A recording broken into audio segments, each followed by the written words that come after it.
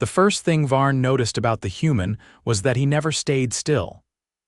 Even when seated, the man's foot tapped incessantly against the deck floor of the transport ship, like an ongoing fault in the gravitational stabilizers.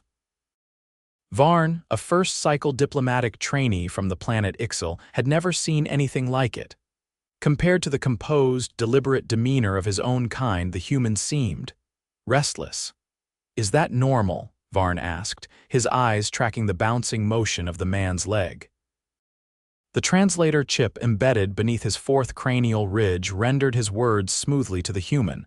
The man looked over, grinned faintly, and scratched his cheek. "What, the leg thing? Yeah, sorry, habit. I studied human behavioral patterns extensively." "I do not recall this." "You're not missing much," the man said. "Name's Perrin Elway." "Varn," he replied, placing a hand to his chest in formal greeting. "I am assigned to monitor and assist in interspecies field diplomacy." "Well, Varn," Perrin said, standing up and stretching his arms overhead, "welcome to the jungle." They weren't in a jungle, not yet. But the transport ship was entering orbit around Elvaron 9, a recently reclassified habitable planet where a diplomatic crisis had erupted between two native species over mineral rights. The humans had been called in as mediators. Perrin was one of them. Perrin was tall by Ixilian standards, though still shorter than the average Drexelin or Jorn. His build was lean, not bulky, but his movements suggested strength honed by function rather than form. Varn had read about human endurance, their bizarre tolerance for environmental shifts, and their confusing dietary habits. But nothing had prepared him for Perrin. The first few days on Elvaron 9 were uneventful, apart from a minor disagreement over whether the Jorn's mining efforts were encroaching on the Drexelin's sacred nesting grounds. Perrin's approach to diplomacy was strange but effective. He didn't posture or threaten, he asked questions, listened, took notes, and occasionally told baffling stories about Earth. "Wait," said Varn one evening, stopping mid-step after Perrin casually mentioned something called skydiving. "You jumped from a craft at high altitude, relying only on fabric to slow your fall." "Yep," Perrin said, "twice. And you survived both times, obviously." Varn didn't respond. He simply walked in silence for a while, recalibrating everything he thought he understood about humans. But it wasn't until the 15th day that Varn witnessed something that truly disturbed him. They were hiking down a rocky incline near the southern Drexelin boundary, examining a disputed mineral site. Perrin was ahead, crouched near a cluster of jagged stones when his foot slipped. Varn was too far to catch him. The human tumbled, bounced once, then slammed shoulder first into a boulder with a sickening crunch. Varn skidded down, his heart pounding. Perrin was curled on his side, breathing hard, eyes shut tight.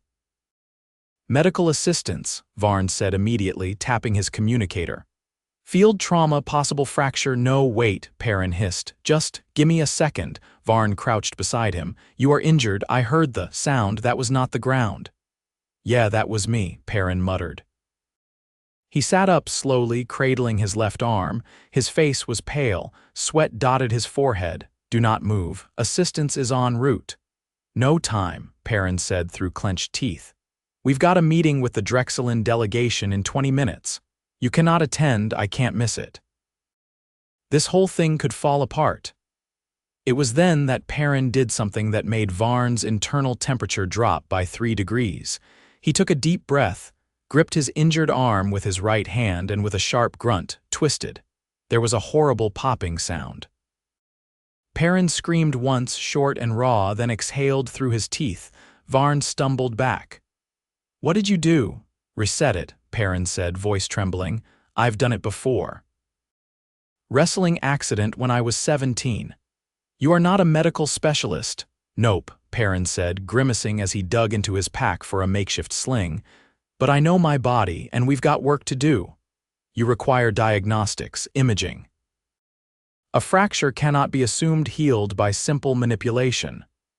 "I know it's not healed," said Perrin, tying the sling with shaking hands. But it's in the right place now. Varn didn't know what disturbed him more, the fact that Perrin had forcibly reset his own arm, or that he was now trying to stand up and walk like it was a minor inconvenience. The meeting with the Drexelin was tense. Perrin barely spoke, letting the lead negotiator handle most of the dialogue. Varn watched him closely.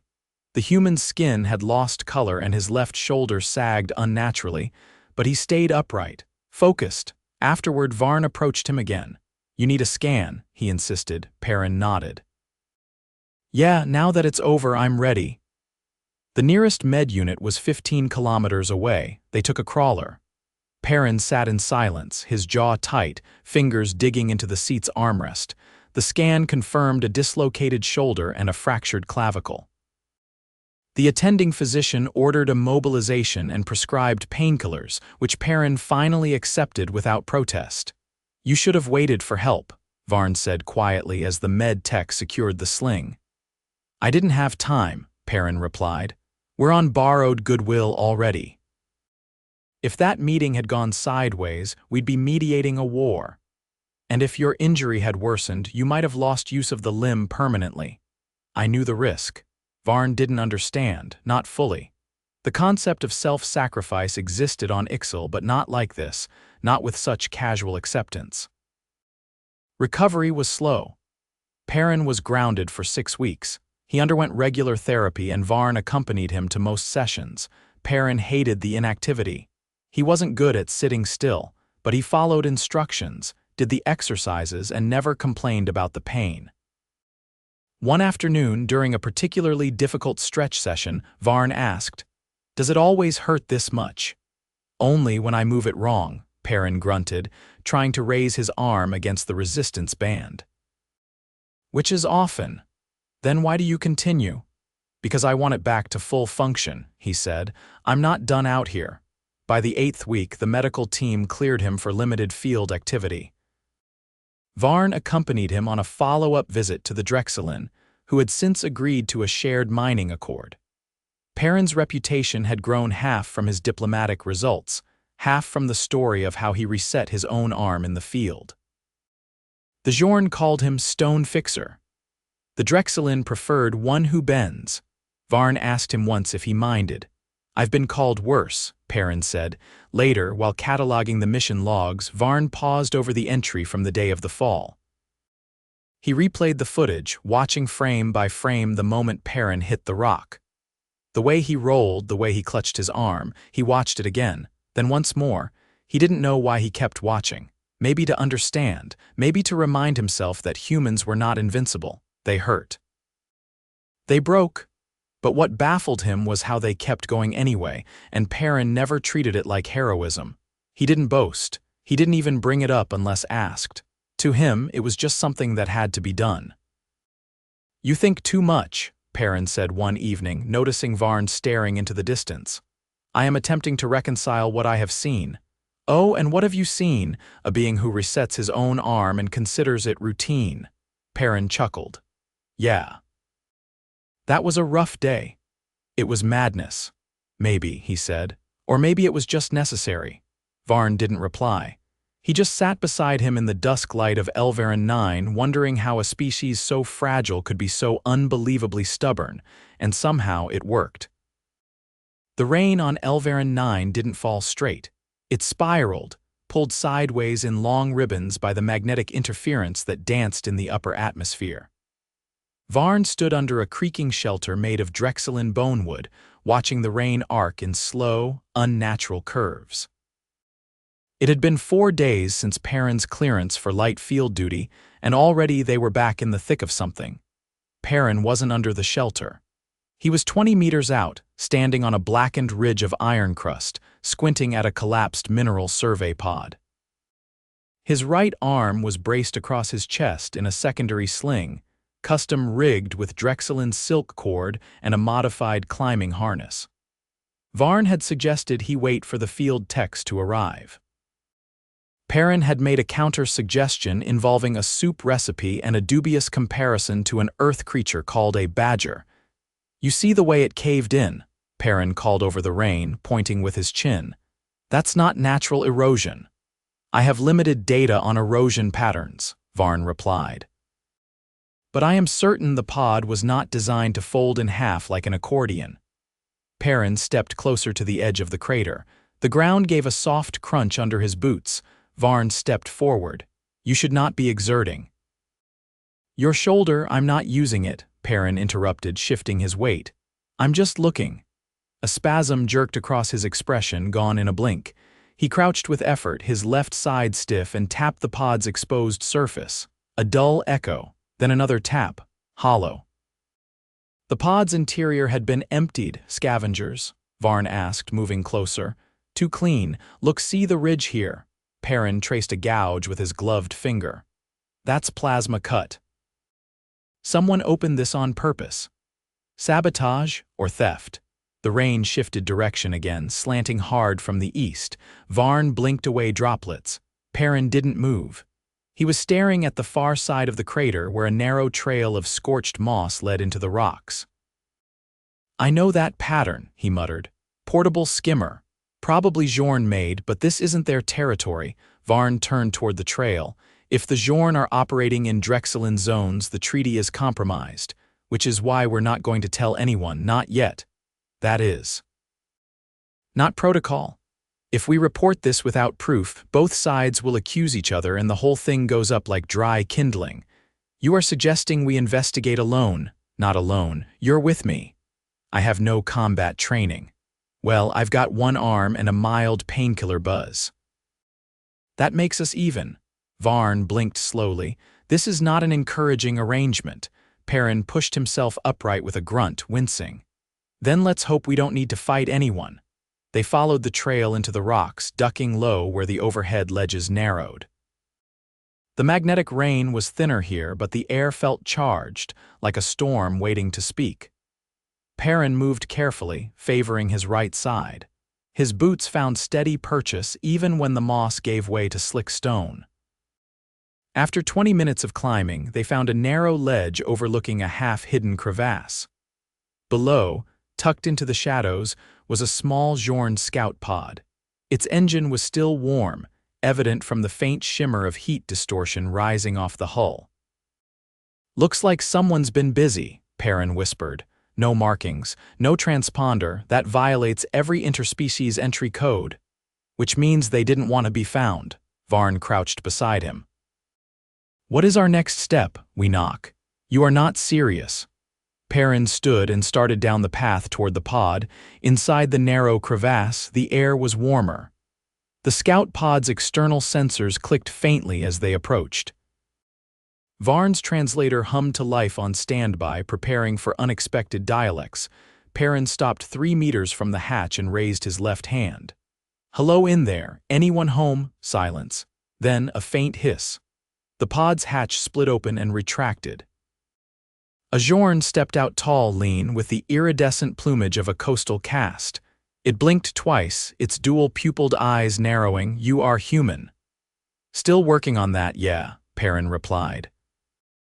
Mind telling me why you're parked in Drexelin territory with a stripped survey pod's guts in your hold? I do not recognize your authority. Great. Then we're just 2 people having a casual chat. The Xorn tilted its head. You are injured. I get around. You should not be here. You shouldn't either. But here we are. Leave. Perrin didn't move. You're interfering with an active peace accord. That's a galactic-level offense. The Xorn's hand moved subtly toward its belt. Varn tensed. Don't, Perrin said quietly. You don't want to escalate this. You are alone. I'm never alone. That was when the second Xorn appeared from behind the pod, holding a compression rifle. Varn took half a step back. Perrin didn't blink. 2 of you, he said. So what's the plan? Steal minerals, provoke a border dispute, and watch the Drexelin retaliate. We are reclaiming what was taken from our ancestral strata. By violating neutral ground. There is no neutral ground, only reclaimed dignity. Perrin's jaw shifted. You're making it worse for everyone. You would not understand. You are a flesh-stitched nomad with no roots. Maybe, but I do know a lot about stubborn people doing stupid things for pride. The Xorn with the rifle stepped forward. You will leave now. Not empty-handed, the first Xorn raised a hand. Let them take the recorder, it is decoy data. The rifle wielder hesitated, then lowered the weapon. Perrin nodded slowly, smart call. The Bjorn tossed a small data chip. Perrin caught it clumsily with his left hand and winced. Varn whispered, "That could be a tracking virus or trap code." "Could be," Perrin said, "but it could also be the piece we need." They backed away slowly, not turning their backs until the pod hatch hissed shut. Only once they were out of the crevasse did Varn exhale. "You showed no fear." "I was terrified. You did not show it. That's the trick." By the time they returned to the ridge, the rain had stopped. The clouds hung low and purple, rippling with static veins. Perrin sat down slowly on a rock, cradling his shoulder. "Pain level?" Varn asked. "Moderate, maybe a 6. Out of 10, but I round down. You should not." "Probably not." Varn pulled out a med skin patch and handed it over. Perrin peeled back the sling and applied it just above his collarbone with practiced precision. "You've done that before, too many times. Why did you not call for backup?" "Because this was a thread we needed to tug without other hands in the knot." "Your metaphors are increasingly difficult." "Good, keeps you sharp." Varn watched the human's breath steady. The physical signs of strain were more evident now: dilated pupils, shallow respiration, slight tremor in the fingers. But Perrin didn't complain, he never did. "Do you regret coming?" "No," Perrin said. "But I'm starting to regret not bringing warmer socks." Varn blinked. "That is your concern. Cold feet make me snippy." They sat in silence for a while, watching the clouds shift. Later, they returned to base and uploaded the data chip to an isolated terminal. It was, as the Bjorn claimed, a decoy, a looped set of geological readings with no strategic value. But embedded deep in the metadata was a timestamp that matched the moment the pod had collapsed. "That's enough," Perrin said. "We can prove they were on site. You will report it now." "Not yet. I want to give them a chance to back away quietly. You are extending trust to saboteurs. I'm extending a choice. That's the difference." That night, Varn entered a new log into his trainee report. He did not describe Perrin's injury or the confrontation or even the data chip. He simply wrote, "The human negotiator operates on instinct, risk, and a baffling tolerance for discomfort. His reasoning defies standard models. I do not yet fully comprehend his methods, but I am beginning to understand the shape of them. He does not seek control. He seeks outcome. And he will bleed for it, if necessary." Then he closed the report and sat back, staring at the ceiling. Outside, the rain began again, spiraling through the air like invisible threads, winding tighter around something he could not yet name. The Drexelin Summit Hall was shaped like a flattened spiral, carved directly into the base of a mineral bluff that shimmered faintly even under clouded daylight. Varn trailed behind Perrin as they entered through the southern passage, both ducking slightly beneath the low arch of woven rootstone. The Drexelin had called for a final arbitration to review the updated territorial agreements. Varn had expected a formal retread of terms, perhaps some ceremonial grunting. What he had not expected was a Drexelin elder hurling a ceremonial bench across the chamber. It crashed into the opposite wall, embedding itself halfway into the stone. The elder, whose plated crest flared with shifting veins of orange, stood with all 4 arms clenched. "I believe that is a sign of dissatisfaction," Varn muttered, stepping sideways. Perrin didn't move. "Either that or someone's chair wasn't ergonomic. Do not provoke." "Not provoking, just observing."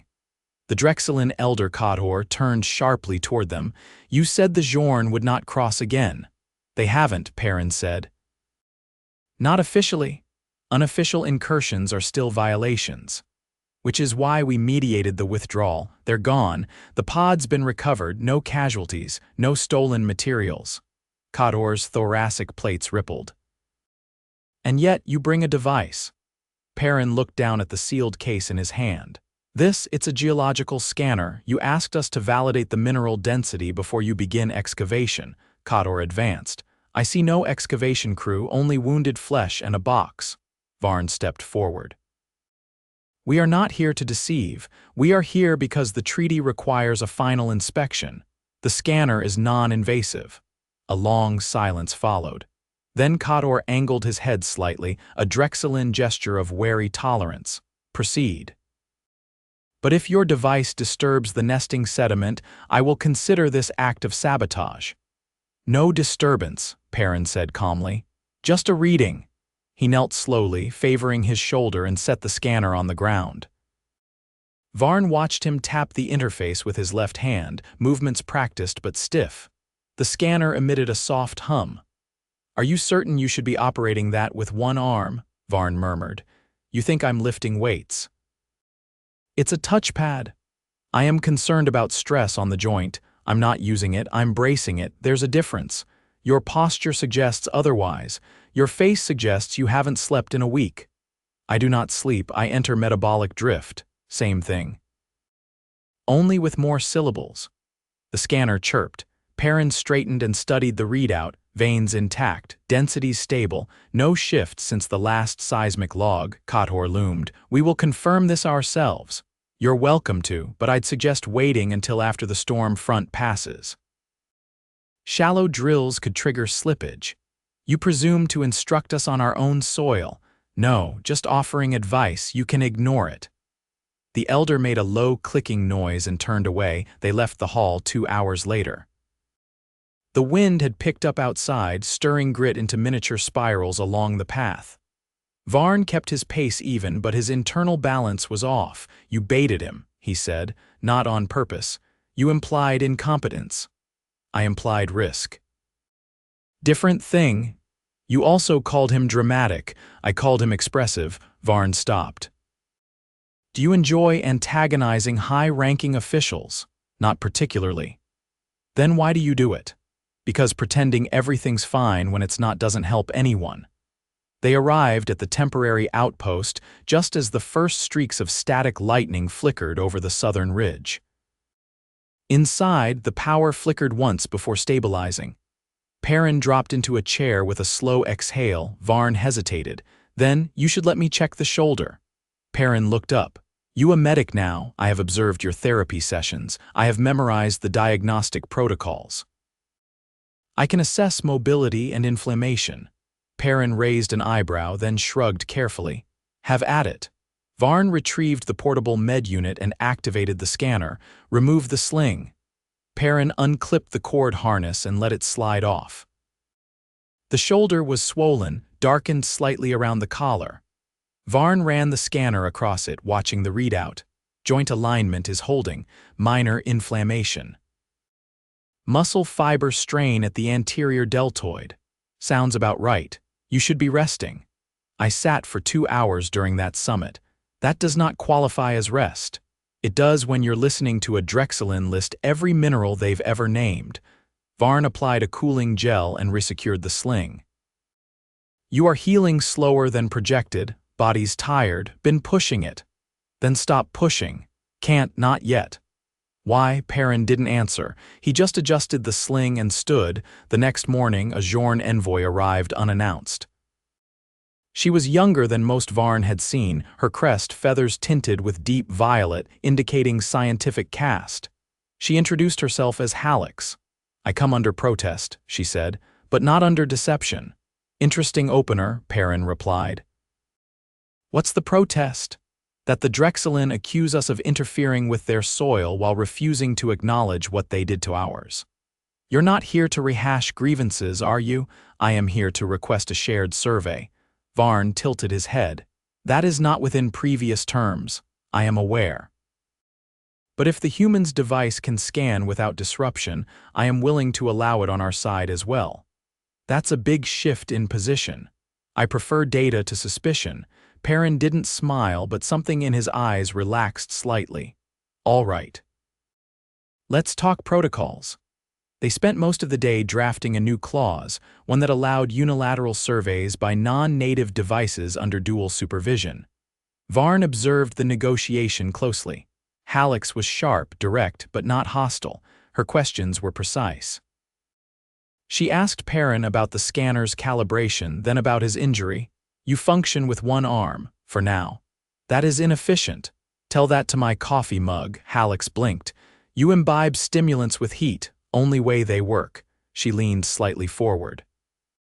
You are not concerned about contaminants, Build's character. Varn pinched the bridge of his nasal ridge. By evening, the clause was signed. It was the first formal agreement between the Drexelin and Bjorn that didn't require a third-party adjudicator. Varn logged the timestamp and transmitted the update to Central Registry. Perrin sat quietly in the corner, his arm still in the sling, eyes closed. You require rest, Varn said. Already resting? You are upright. Horizontal isn't the only angle. Varn hesitated, then sat beside him. You were correct about the scanner, about the timing, about the Bjorn returning. That's not always the case. But this time it was. Perrin opened one eye. You writing this down for your report? No. I am acknowledging that your unpredictability yields results. Perrin looked faintly amused. Appreciate that. I still do not understand your methods. You don't have to, you just have to see if they work. Varn looked at the sling. How long until you regain full function? Another 6 weeks probably, and then I'll probably do something equally stupid. Varn considered this. You are aware that most species would have withdrawn after such an injury. Yeah. Most species aren't us. That night the storm passed quietly, no incursions, no sabotage. The Drexelin began their excavation under new guidelines. The Bjorn installed a permanent observation point at the border. Tension didn't vanish, but it dulled into something manageable. Varn filed his final report the next morning. It included coordinates, timestamps, procedural summaries, and one personal note: the human did not bend the treaty. He bent himself, and somehow that was enough. He closed the file, sealed it, and looked out across the ridge where Perrin stood in sunlight, shoulders still bound, watching the horizon like he was expecting something impossible. But maybe, Varn thought, for humans, impossible was just something they hadn't figured out how to bruise their way through yet.